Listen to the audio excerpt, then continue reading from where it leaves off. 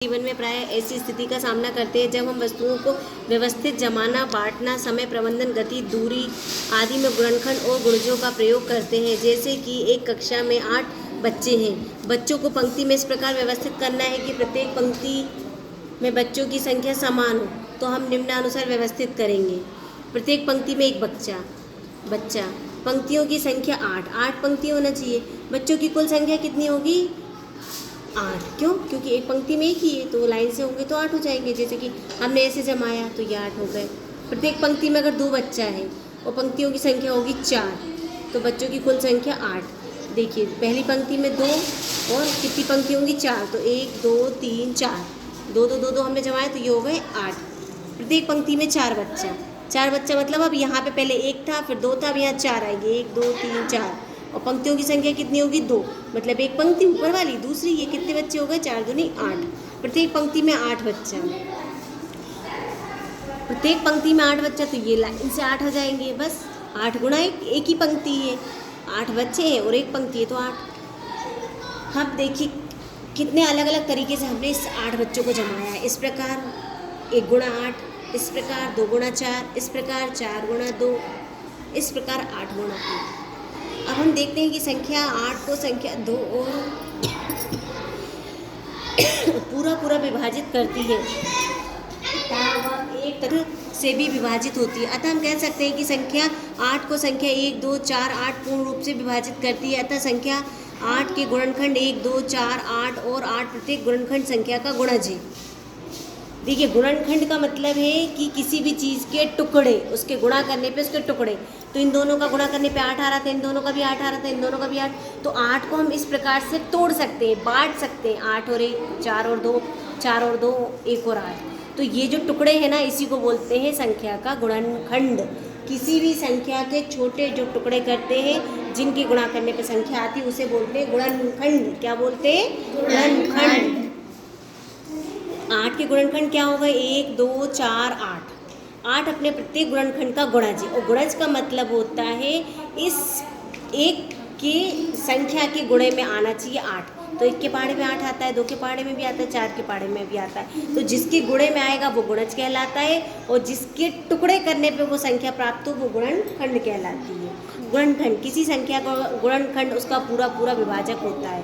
मतलब जो गुणनखंड है उससे हम संख्या में भाग देंगे तो पूरा भाग चला जाएगा। जैसे 1 का दें, 2 का, 4 का, 8 का, पूरा भाग चला जाएगा। एक प्रत्येक संख्या का गुणनखंड है, और एक जो है वो प्रत्येक संख्या का गुणनखंड होता ही है। चाहे वो एक संख्या हो, चाहे 1 लाख हो, चाहे करोड़ हो, किसी भी संख्या का गुणनखंड एक होता ही है। प्रत्येक संख्या का स्वयं अपना एक गुणनखंड है। और जैसे 8 है तो 8 अपना गुणनखंड होगा ही होगा। कोई भी संख्या अपना गुणनखंड होता ही होता है। संख्या का गुणनखंड उससे छोटा या बराबर होता है। संख्या गुणनखंडों की संख्या परिमित होती है। गुणज, एक संख्या का प्रत्येक गुणज उस संख्या से बड़ा या उसके बराबर होता है। प्रत्येक संख्या स्वयं का गुणज है। एक संख्या के गुणजों की संख्या अपरिमित होती है। आइए पता लगाइए।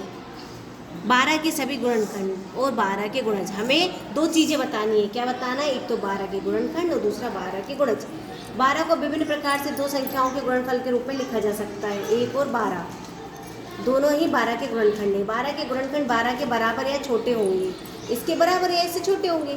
12 के गुणज असीमित होते हैं। गुणज तो आप कितना भी बड़े से बड़ा हो सकता है, तो असीमित होते हैं। 12 के गुणज 12 के बराबर या बड़े होते हैं।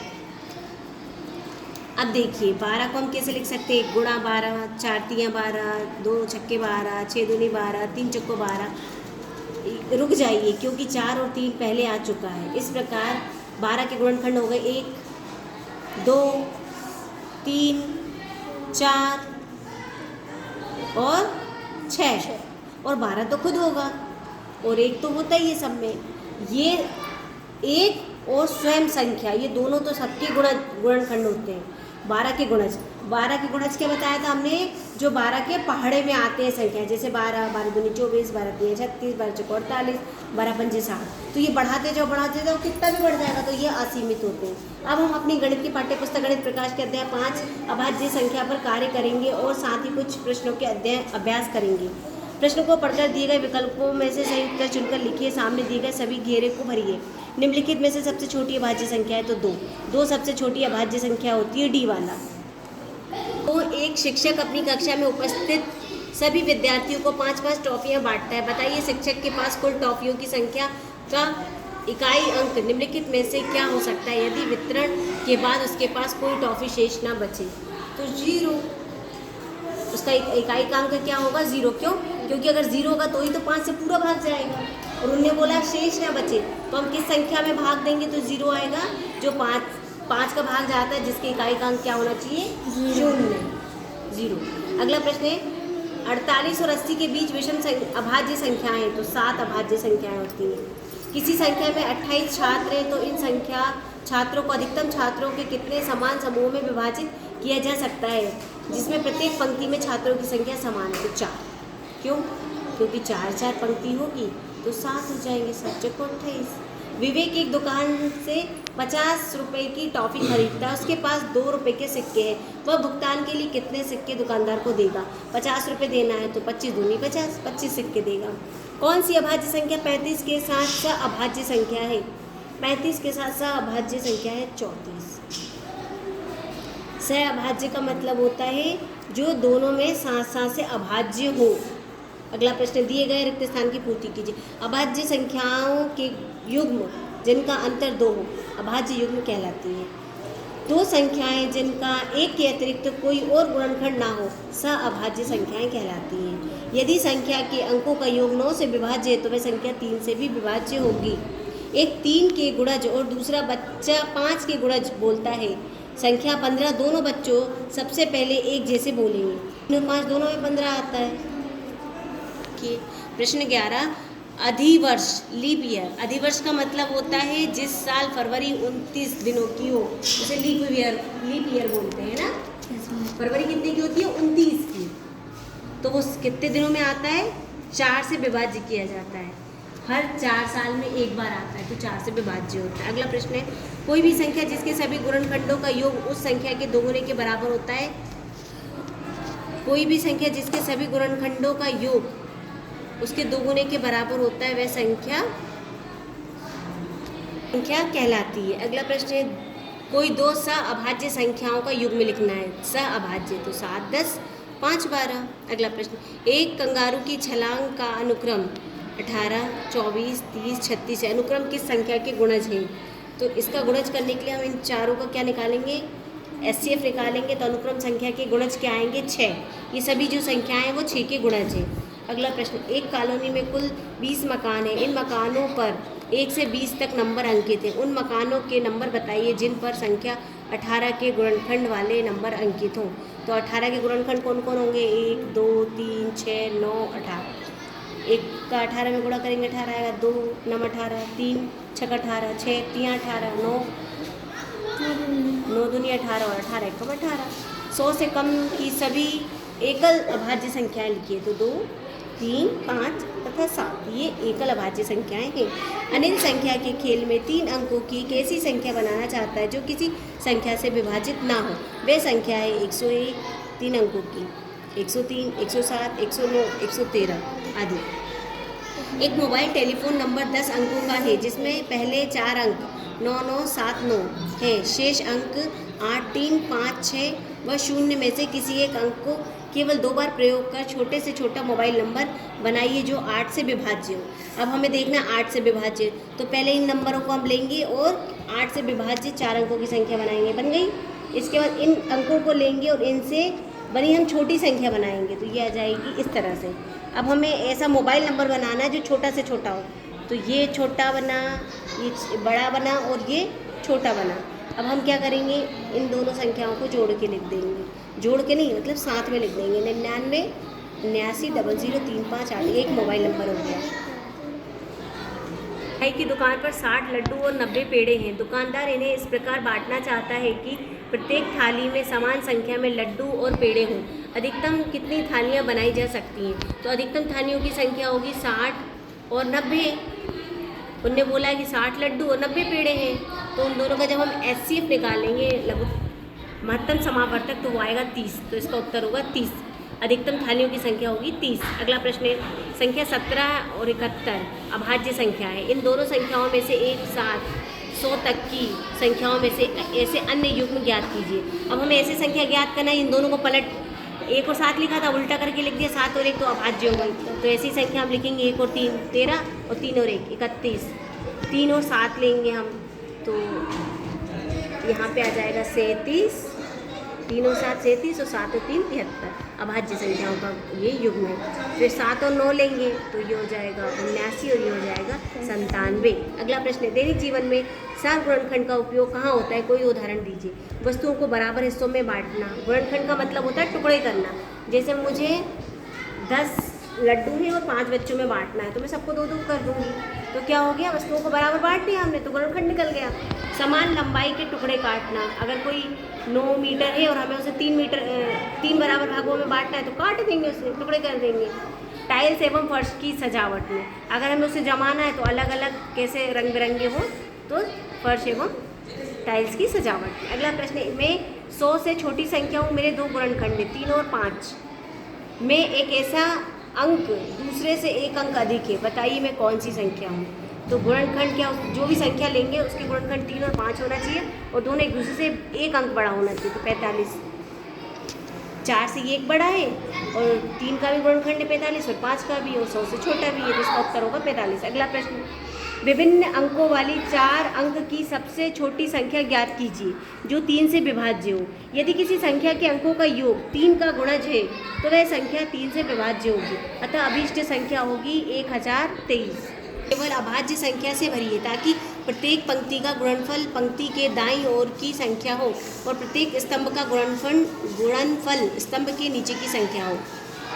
ये बोल रहे हैं, हमें ये दिया है, इसको ऐसे भरना है कि इनका गुणनफल ये आना चाहिए और इसका गुणनफल ये आना चाहिए। तो हमने ये लिया, तो देखिए 7 पंजे 35 और 35 दिए 105 होता है।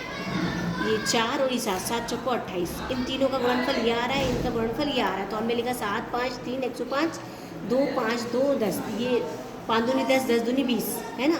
अच्छा 25 और 25 पंजे 125, इसका गुणनफल ये आएगा और इन तीनों का गुणनफल ये आएगा। इस प्रकार से हमने इसको भर दिया। अगला प्रश्न है, एक विद्यालय हर 30वें दिन में विज्ञान प्रदर्शनी और हर 45वें दिन में खेल प्रतियोगिता आयोजित करता है। यदि दोनों कार्यक्रम 1 जनवरी को आयोजित किए गए थे तो अगली बार कितने दिनों बाद दोनों कार्यक्रम एक साथ आयोजित होंगे। तो 30 के गुणज ये हो गए 30 60 90 120 150, 45 के गुणज ये हो गए 45 90 135 180 और हम दोनों में देख पा रहे हैं जो दोनों में है वो है 90। तो दोनों कार्यक्रम 90 दिन बाद एक साथ आयोजित होंगे। दोनों कार्यक्रम 1 जनवरी को आयोजित किए गए थे तो 1 जनवरी के बाद कितने दिन बचे, 31 होते हैं। तो 31 फिर 28 और फिर 31, जब हम इन तीनों को जोड़ेंगे तो 90 दिन हो रहे हैं, मतलब 31 मार्च को अगला कार्यक्रम आयोजित होगा। उत्तर है हमारा 31 मार्च। अगला प्रश्न है, 4 अंकों की सबसे बड़ी और सबसे छोटी संख्या ज्ञात कीजिए जो 4 से विभाज्य हो। यदि किसी संख्या को 2 अंक 4 से विभाज्य हो तो वह संख्या 4 से विभाज्य होगी। 4 से विभाज्य 4 अंकों की सबसे बड़ी संख्या होगी 9988। 4 से विभाज्य 4 अंकों की सबसे छोटी संख्या होगी 1000। क्या संख्या 63 231 अभाज्य संख्याएं हैं? अपने उत्तर की पुष्टि कीजिए। 63 और 231 के गुणनखंड करने पर, ये गुणनखंड किया हमने 3 गुणा 3 गुणा 7 9 7 63, इसका गुणनखंड किया 3 गुणा 7 गुणा 9, दोनों के 7 गुणनखंड। 7 गुणनखंड का मतलब होता है इसका गुणनखंड और इसका गुणनखंड जो दोनों में आता है। देखो यहाँ भी 3 है और यहाँ भी 3 है, यहाँ भी 7 है और यहाँ भी 7 है। जो दोनों में आता है ना गुणनखंड उसे बोलते हैं सार गुणनखंड। तो 63 और 231 में सार गुणनखंड होंगे 3 और 7। ये क्या है, दोनों 263 और 231 के अभाज्य संख्या नहीं है। पूछ रहे थे ये अभाज्य संख्या है क्या? नहीं, अभाज्य संख्या नहीं है। क्यों? क्योंकि दोनों में सार गुणनखंड है। एक अभाज्य संख्या है और 2 गुणा 11 प्लस 1 22 और 1 23 भी एक अभाज्य संख्या है। क्या और भी ऐसी अभाज्य संख्याएं हैं जिन्हें 2 से गुणा करने पर 1 जोड़ने पर अभाज्य संख्या प्राप्त होती है? ऐसे कम से कम 5 उदाहरण दीजिए। तो हमने देखा 2 गुणा 2 और 1 जोड़ देंगे तो 5 आ रहा है, ये एक अभाज्य संख्या है। फिर हमने 5 को लिया तो गुणा करके 1 जोड़ने पे 11 आ रहा है, ये भी एक अभाज्य संख्या है। फिर हमने 11 लिया, फिर फिर गुणा करके 1 जोड़ने पे 23 आ रहा है, ये एक अभाज्य संख्या है। फिर हमने 23 लिया, 23 का गुणा करके 2 में 1 जोड़ने पर 47 आ रहा है, जो कि एक अभाज्य संख्या है। फिर हम 29 लेंगे, जो एक अभाज्य संख्या है, 2 का गुणा करने पर 1 जोड़ने पर आ रहा है 59, जो कि एक अभाज्य संख्या है। ये हमारे 5 उदाहरण हो गए। अगला प्रश्न है, 3 बिस्कुटों के ब्रांड XYZ के पैकेटों में क्रमशः 12, 15 तथा 21 बिस्कुट हैं। कोई दुकानदार समान संख्या में ही तीनों प्रकार के बिस्कुट खरीदना चाहता है। उसे प्रत्येक प्रकार के कम से कम कितने पैकेट खरीदने होंगे। हमने इन तीनों का निकाला LCM, तो वो आया 420। ठीक है, अब 420 आ गया। अब हमें बताना है कि उसे प्रत्येक प्रकार के कम से कम कितने पैकेट खरीदने होंगे। तो कितने पैकेट खरीदने के लिए सबसे पहले हम 420 में ये 12 का भाग देंगे, तो 35 पैकेट खरीदने पड़ेंगे। फिर हमने Y वाले ब्रांड, ये X ब्रांड हो गया, Y ब्रांड कितना है 15, तो 15 से भाग देंगे तो 28 आएगा। तो कितने पैकेट खरीदने होंगे 28। फिर हम देखेंगे Z वाला, तो Z का कितना है 21, तो Z ब्रांड के पैकेट खरीदने के लिए 420 में हम 21 का भाग देंगे तो 20 आएगा। कितने पैकेट खरीदेंगे 20। विज्ञान के पास अलग अलग लंबाई की 24 मीटर, 36 मीटर, 60 मीटर की तारें हैं। वह इन तारों को बराबर टुकड़ों में काटना चाहता है, लेकिन हर टुकड़ा जितना हो सके उतना लंबा होना चाहिए।